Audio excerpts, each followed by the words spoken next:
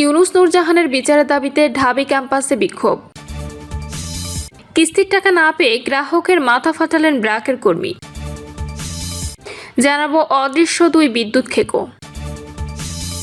এবং সর্বশেষ জানাবো গয়না খুলে নিয়ে অন্তঃসত্ত্বা স্ত্রীর লাশ ফেলে পালালেন স্বামী।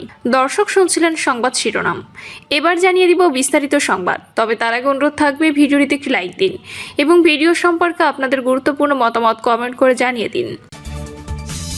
ইউনুস নূরজাহানের বিচারের দাবিতে ঢাবি ক্যাম্পাসে বিক্ষোভ। সারা দেশে হামের প্রাদুর্ভাবে অন্তত 3 শতাধিক শিশুর মৃত্যুর অভিযোগ তুলে এ ঘটনায় নিরপেক্ষ তদন্ত ও সাবেক অন্তর্বর্তী সরকারের প্রধান উপদেষ্টা ডক্টর মোহাম্মদ ইউনুস এবং স্বাস্থ্য উপদেষ্টা নূরজাহান বেগমের বিচারের দাবি জানিয়েছেন ছাত্র সংগঠন বিপ্লবী ছাত্র মৈত্রী। একই সঙ্গে হামকে মহামারী ঘোষণা করে তা প্রতিরোধে জরুরি ও সর্বাত্মক পদক্ষেপ নেওয়ার আহ্বান জানানো হয়েছে। সমাবেশে বক্তারা অভিযোগ করেন, হামের বিস্তার নিয়ন্ত্রণে সাবেক প্রশাসনের চরম ব্যর্থতা রয়েছে। বিপুল সংখ্যক শিশুর প্রাণহানির জন্য তৎকালীন সরকার প্রধান ও স্বাস্থ্য উপদেষ্টাকে দায়ী করে তাদের বিচারের দাবি জোরালোভাবে উপস্থাপন করেন নেতাকর্মীরা।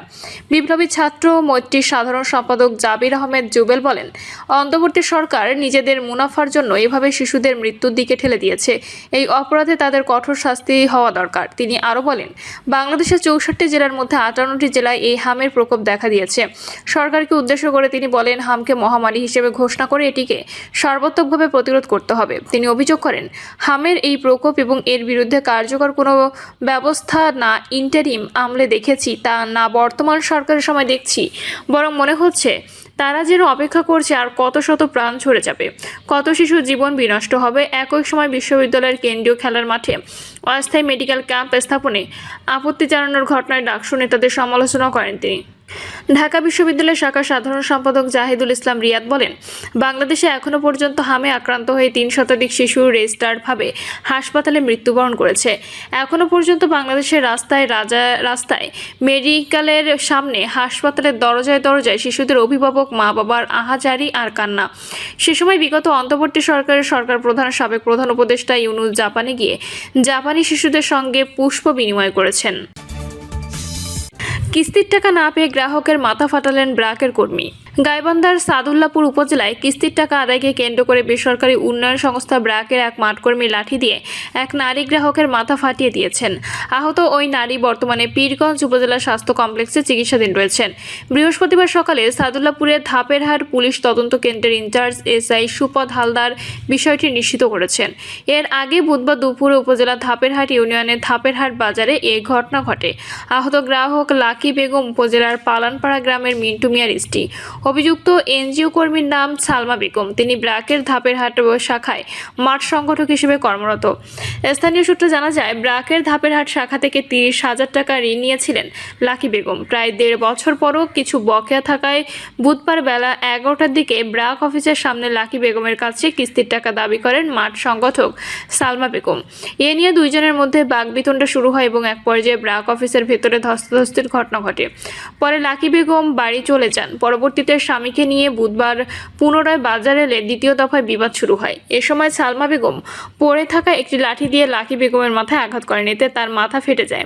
স্থানীয়রা তাকে উদ্ধার করে পীরগঞ্জ উপজেলা স্বাস্থ্য কমপ্লেক্সে ভর্তি করেন। আহত লাকি বেগমের স্বামী মিন্টু মিয়া বলেন, ব্র্যাকের ঋণের প্রায় সব টাকায় পরিশোধ করা হয়েছে, মাত্র 1500 টাকা বাকি ছিল। সেই টাকার জন্যই তার স্ত্রীর মাথা ফাটিয়ে দেওয়া হয়েছে। অভিযুক্ত সালমা বেগম লাঠি দিয়ে আঘাতের বিষয়টি স্বীকার করেছেন। তিনি দাবি করেন, 1.5 বছর ধরে 3000 টাকা পাওনা রয়েছে। টাকা চাইতে গেলে গ্রাহক তাকে গালিগালাজ করেন এবং পরে ওই গ্রাহকের স্বামী তাকে মারধর করেন। সেই রাগে এক পর্যায়ে তিনি আঘাত করেন। ব্র্যাকের ধাপেরহাট শাখা ব্যবস্থাপক আজহারুল ইসলাম এ বিষয়ে কোনো মন্তব্য করতে রাজি হননি। ব্র্যাকের জেলা সমন্বয়কারী মোশাররফ হোসেন বলেন, টাকা না পেয়ে কোনো সদস্যের মাথা ফাটিয়ে দেওয়া মোটেও কাম্য নয়। এটি সম্পূর্ণ অপ্রত্যাশিত। ব্র্যাক যে কোনো অন্যায়ের বিরুদ্ধে জিরো টলারেন্স নীতিতে বিশ্বাসী এবং যে অপরাধ করবে সে শাস্তি পাবে। অদৃশ্য দুই বিদ্যুৎ খেকো।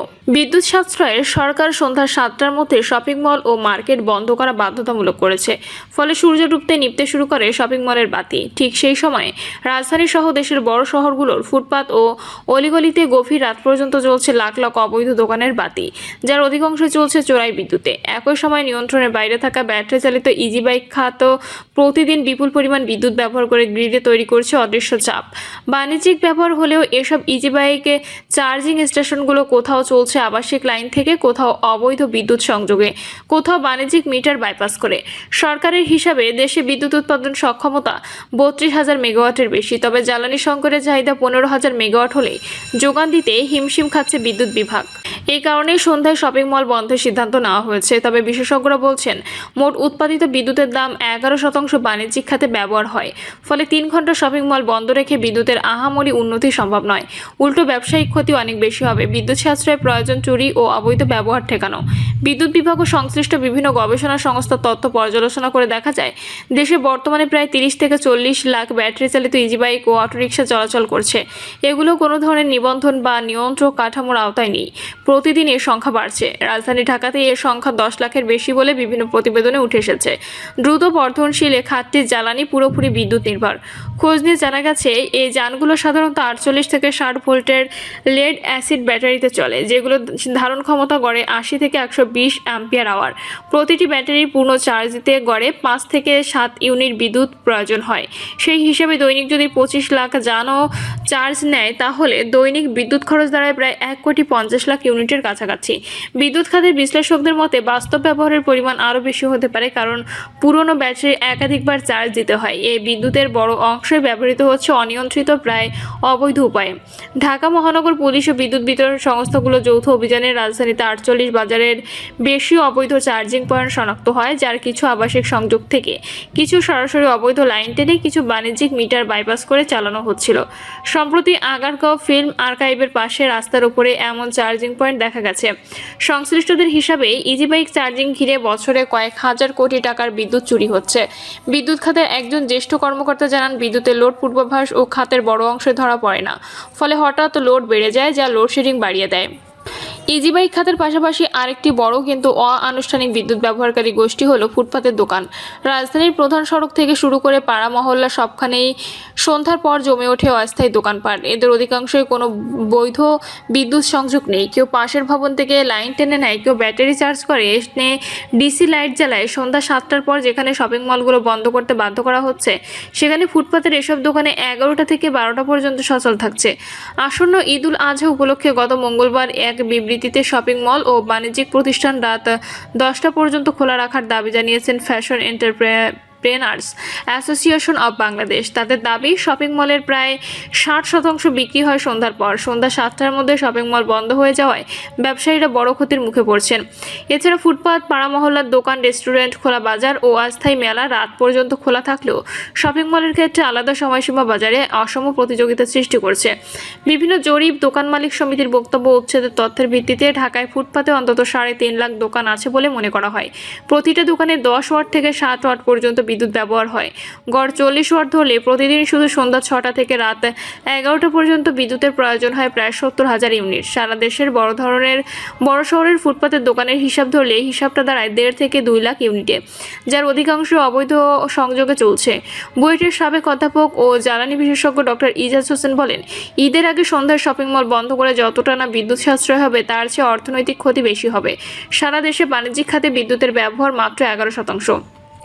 57% বিদ্যুৎ ব্যবহার হয় আবাসিক। অনেকে আবাসিক লাইন নিয়ে বাণিজ্যিক কাজে ব্যবহৃত করে।